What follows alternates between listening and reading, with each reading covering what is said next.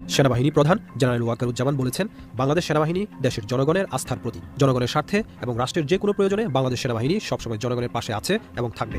এই মুহূর্তে সবচেয়ে গুরুত্বপূর্ণ খবর সম্ভবত এটা, অন্তত মাঠ পর্যায়ের কোনো জায়গায় সেনাবাহিনী জনগণের বিরুদ্ধে দাঁড়াচ্ছে না, বরং জনগণের পক্ষে দাঁড়াচ্ছে। কেন্দ্রীয়ভাবে এখনো আমরা সেরকম কিছু জানি না, কিন্তু মাঠ পর্যায়ে দেখা গেছে এর চেয়ে বড় কোনো খবর সম্ভবত আর হতে পারে না। অত্যন্ত ভয়াবহ এবং উদ্বেগজনক একটা সময় আমরা পার করছি, কঠিন সময় বাংলাদেশ পার করছে। এবং কথা নিশ্চিত করে আজকে বলা যায় যে ক্ষমতাসীনরা বা ক্ষমতাসীন রাজনৈতিক দল শেষ খেলায় পরাজিত হয়েছে।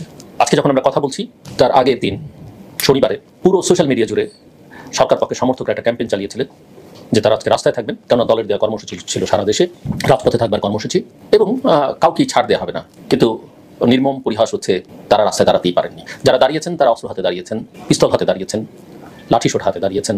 প্রিয় দর্শক, যেই লোকটির নামে গ্রেফতারি পরোয়ানা জারি, এমনকি যে লোকটির নামে রাষ্ট্রদ্রোহী মামলা রয়েছে, বলছিলাম ডক্টর ইউনূসের কথা। প্রিয় দর্শক, এমন একটি মুহূর্তে যে লোকটির নামে রাষ্ট্রদ্রোহী মামলা রয়েছে, সে একজন অপরাধী, আর যে তার অপরাধের কারণে তাকে গ্রেফতার করবে, কারণে কারাগারে থাকতে হবে, এমন কারণেই দীর্ঘদিন যাবৎ দেশের বাহিরে আছেন ডক্টর ইউনূস। হঠাৎ করে দেশের এই টালমাটাল পরিস্থিতিতে এমন একটি লোক কিভাবে দেশে আসবে? তাহলে কি সে গ্রেফতার হতে আসবে? এই রাষ্ট্রদ্রোহী মামলার তার যে এই সাজা, সে সাজা পেতে আসবে?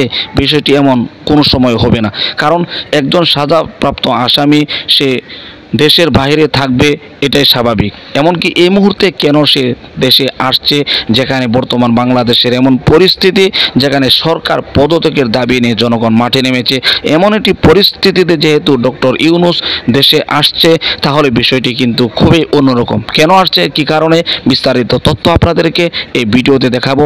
তার সাথে সাথে দেখাবো ইতিমধ্যে সেনা প্রধান থেকে শুরু করে প্রত্যেকটি প্রশাসনের প্রধানরা কিন্তু শিক্ষার্থীদের অর্থাৎ সাধারণ জনগণ এমনকি শিক্ষার্থীদের পক্ষেই কাজ করেছেন। গতকালকে আপনারা দেখেছেন নতুন করে আরও কিছু ভাষণ দিয়েছেন সেনা প্রধান, যে এই কর্মসূচি, বিশেষ করে আজকের লং মার্চ, তারা কি নেতৃত্ব দেবে, কি করবে, সরকারের পক্ষে থাকবে নাকি জনগণের পক্ষে থাকবে, এমন কিছু গুরুত্বপূর্ণ আপডেট আপনাদেরকে ভিডিওতে দেখাবো, যা খুবই গুরুত্বপূর্ণ। প্রিয় দর্শক, এই জন্য আমাদের আপডেটটি আপনার কাছে রিকোয়েস্ট থাকবে, এক সেকেন্ডেও না টেনে ধৈর্য সহকারে শেষ পর্যন্ত দেখবেন। ছোট্ট আরেকটি রিকোয়েস্ট করে, যদি আপনি আমাদের চ্যানেলটিতে নতুন দর্শক হয়ে থাকেন, অবশ্যই চ্যানেলটিকে সাবস্ক্রাইব করে পাশে থাকা বেল বাটনটি অন করে দিবেন। প্রিয় দর্শক, কথা না বাড়িয়ে ভিডিওতে একটি লাইক দিয়ে দেখতে থাকুন সম্পূর্ণ ভিডিওটি। এই মুহূর্তে সবচেয়ে গুরুত্বপূর্ণ খবর সম্ভবত এটা, অন্তত মাঠ পর্যায়ের কোনো জায়গায় সেনাবাহিনী জনগণের বিরুদ্ধে দাঁড়াচ্ছে না, বরং জনগণের পক্ষে দাঁড়াচ্ছে।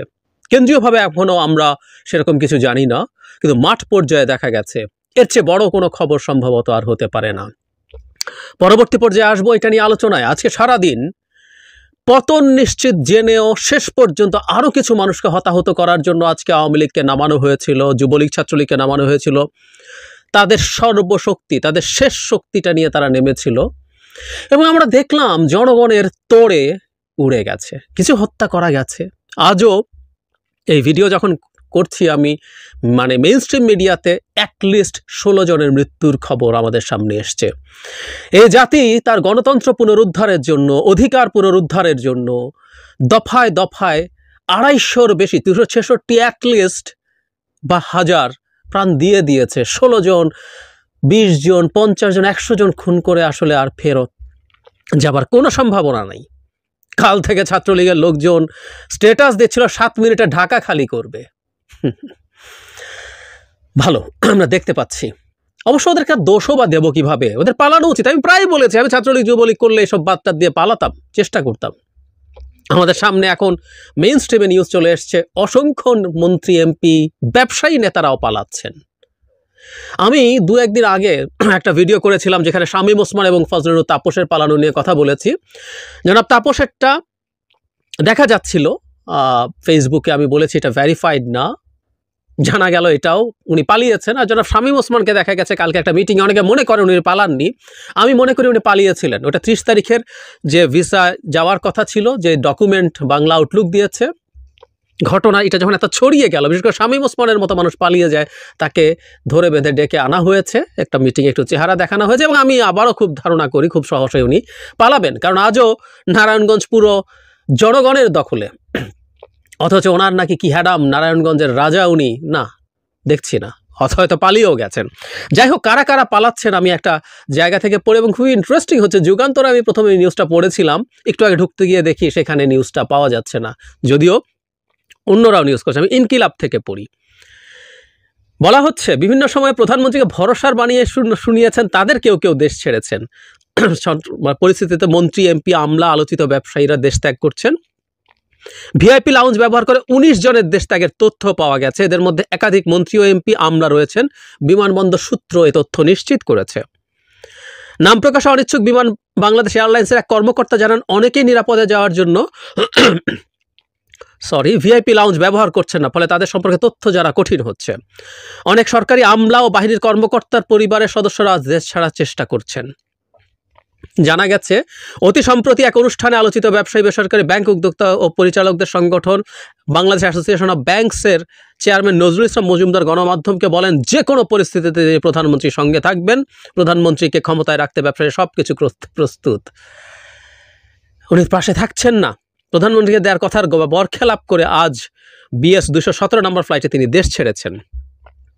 ভিভিআইপি লাউঞ্জ দোলন চাহপা হয়ে তিনি ভাগবেন। শুধু নজরুল নয়, তার মতো সিআইপি, মন্ত্রী, এমপিদের দেশ থেকে প্রতিযোগিতা শুরু হয়েছে। বিমানবন্দর সূত্র বিষয়টি নিশ্চিত করেছে। প্রত্যক্ষদর্শীরা জানান, শনিবার সকাল 6:30টার দিকে বিমানবন্দরের ভিআইপি লাউঞ্জে প্রবেশ করেন ঢাকা দক্ষিণ সিটি কর্পোরেশনের মেয়র জনাব ফজলে নূর তাপস প্রবেশ করেন এবং উনি সেখান থেকে চলে যান। 8:30 মিনিটে বিমান বাংলাদেশ এয়ারলাইন্সের BG 548 ফ্লাইটে সিঙ্গাপুরের উদ্দেশ্যে দেশ ত্যাগ করেন। প্রায় একই সময়ে পৃথক আরেকটি ফ্লাইটে তার পরিবারের সদস্যরা লন্ডন যান বলে জানা গেছে। শুধু তারাই নয়, 17 জন ভিআইপি, সিআইপির দেশ ছাড়ার কথা রয়েছে। এই তালিকায় একাধিক মন্ত্রী, বিচারপতি, এমপি, মানে বিচারপতিও আছে। বিচারপতিদেরও বিচার হবে স্বাধীন বাংলাদেশে, নিশ্চয়ই হবে। এই দেশটাকে ধ্বংস করার পেছনে বিচার বিভাগেরও বিরাট দায় আছে। আজ ভিআইপি লাউঞ্জ 1 রজনীগন্ধা ব্যবহার করে যারা ফ্লাইটে উঠবেন তাদের মধ্যে রয়েছেন অর্থমন্ত্রী আবুল হাসান মাহমুদ আলী, সাবেক বস্ত্র পাটমন্ত্রী গোলাম দস্তগীর গাজী এমপি, স্থানীয় সরকার মন্ত্রী তাজুল ইসলাম, হুইপ নুরি আলম চৌধুরী, কৃষিমন্ত্রী মোহাম্মদ আব্দুস শহীদ, সাবেক মন্ত্রী সাইফুজ্জামান চৌধুরী এমপি, বিচারপতি মহিউদ্দিন শামীম। এদের সবার সঙ্গে একজন করে যাত্রী আছেন। সংশ্লিষ্টদের ধারণা তারা সস্ত্রীক যাচ্ছেন। প্রিয় দর্শক, আশা করি সম্পূর্ণ ভিডিওটি দেখলেন। ভিডিও দেখে অবশ্যই বুঝতে পেরেছেন বর্তমানে এই অনেক আন্দোলন হয়েছে এই সরকার পদত্যাগের জন্য, এমনকি সরকারের বিরুদ্ধে, বিশেষ করে বিএনপি, জামাত থেকে শুরু করে ছড়াও ছিটাওভাবে অনেক আন্দোলন হয়েছে, কিন্তু কোনো আন্দোলন সাকসেস হয়নি।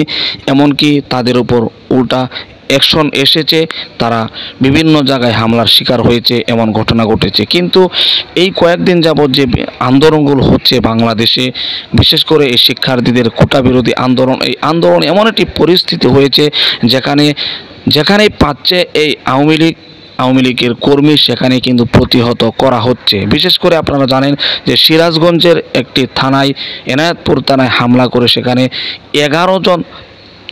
13 জন পুলিশকে, সেখানে 13 জন পুলিশের প্রাণ গিয়েছে এই ছাত্র শিক্ষার্থী, এমনকি এই বর্তমানে কোটা বিরোধী আন্দোলনকে কেন্দ্র করে। শুধু সেখানে নয়, বিভিন্ন জায়গায় কিন্তু এইভাবে ক্ষয়ক্ষতি হচ্ছে, প্রশাসনিকভাবে, রাষ্ট্রীয়ভাবে, সরকারিভাবে। কিন্তু শুধু আন্দোলনটা ছিল একদিকে, সেটি হলো জনগণের অধিকার, এমনকি এই শিক্ষার্থীদের তাদের অধিকার আদায়ের দাবি ছিল, সরকারের কাছে রিকোয়েস্ট ছিল, শুধু এটাই। এই আন্দোলন কিন্তু পদত্যাগের আন্দোলন কোনো সময় ছিল না, কোনোভাবে ছিল না। এখন এই আন্দোলন নতুন দিকে মোড় দিয়েছে, যেখানে এই নিরপেক্ষ আন্দোলনের সাথে জড়িত হয়েছে জামাত, শিবির, এমনকি বিভিন্ন রাজনৈতিক দল। প্রিয় দর্শক, এই আন্দোলনকে কেন্দ্র করে, বর্তমান পরিস্থিতিকে কেন্দ্র করে আপনার স্থান থেকে আপনার মূল্যবান মতামতগুলো কমেন্ট বক্সে জানিয়ে দেবেন, এমনকি এই ভিডিওটি শেয়ার করে সকলের মাঝে ছড়িয়ে দিবেন। প্রিয় দর্শক, আজকের মতো এখানে শেষ করছি। ভালো থাকুন, সুস্থ থাকুন, আবারও দেখা হচ্ছে পরবর্তী ভিডিওতে।